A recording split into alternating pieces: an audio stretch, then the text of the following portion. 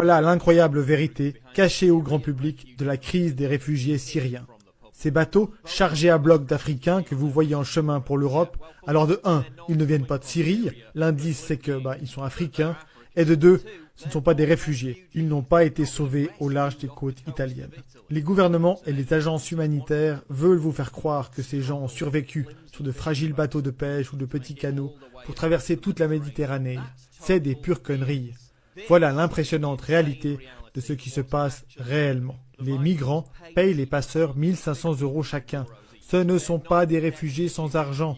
Les trafiquants transportent ensuite les migrants à un endroit à moins de 20 km des côtes libyennes. Même pas 20 km. Ensuite, ils n'ont juste qu'à lancer un appel de détresse et les migrants sont pris en charge par les navires de l'Union européenne ou les ONG. C'est tout bonnement un service de taxi direct jusqu'en Europe. Comme l'acteur Nicolas Farrell l'a révélé, il y a des raisons de penser que les passeurs sont en fait en contact direct avec les organisations humanitaires, ce qui expliquerait pourquoi elles sont souvent les premières sur les lieux pour sauver les bateaux de migrants. C'est une infraction criminelle. La loi dit que les réfugiés devraient être emmenés dans le port sans danger le plus proche, ce qui, dans ce cas, serait la Tunisie. Mais ces ONG les emmènent directement en Italie. Comme vous pouvez le voir sur cette illustration du site marinetraffic.com, les bateaux des ONG quittent l'Italie pour naviguer droit vers la Libye, tout près des côtes, puis retournent en Italie avec leur chargement humain. C'est carrément un service de taxi. Et le plus beau, c'est que la seule fois que ces bateaux sont déviés de la Sicile, c'est quand ces élitistes du G7 y sont. C'est un danger pour leur sécurité d'être confrontés à cette crise qu'ils ont eux-mêmes créée. Une enquête en Italie a découvert que la plupart des navires des ONG sont allemands. Même l'agence européenne des gardes-frontières, Frontex, a accusé ces organisations humanitaires d'aider, je cite, les criminels à atteindre leur objectif. Les passeurs contactent directement les organisations humanitaires en sachant pertinemment qu'ils ne se feront pas arrêter. Je cite, depuis juin 2016, de nombreux bateaux ont été sauvés près des côtes libyennes par des organisations humanitaires sans qu'il y ait eu le moindre appel de détresse. Cela laisse supposer que ces rendez-vous ont été...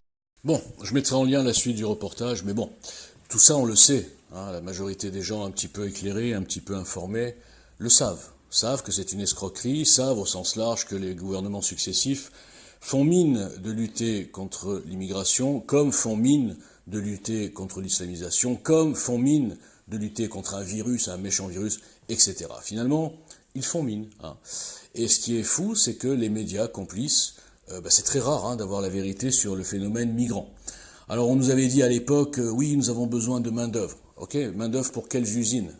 Quelles sont les usines, je sais pas, les mines de charbon, les grandes usines Renault qui ont besoin de main-d'œuvre pendant les 30 glorieuses? Quelles sont les usines qui ont besoin de main-d'œuvre en France avec 6 millions de chômeurs, toutes catégories confondues?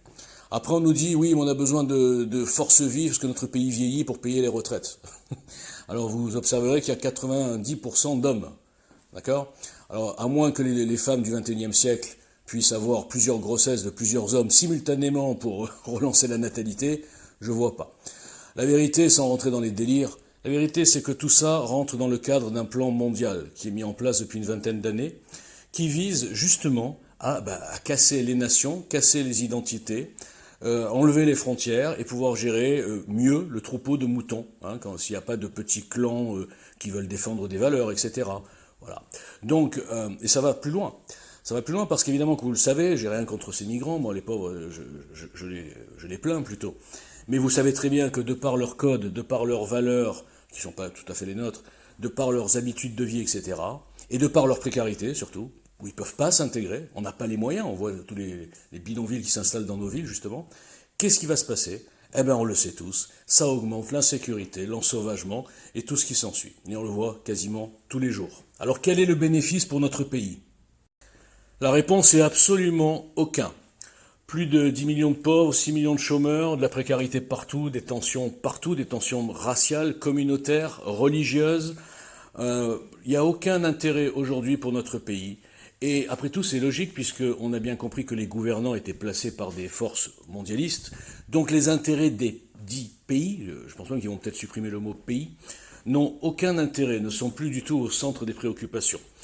Et quand on a compris ça, on a compris qu'il fallait construire autre chose et dégager toute cette caste qui est payée, financée, placée par des forces étrangères, qu'on le veuille ou non.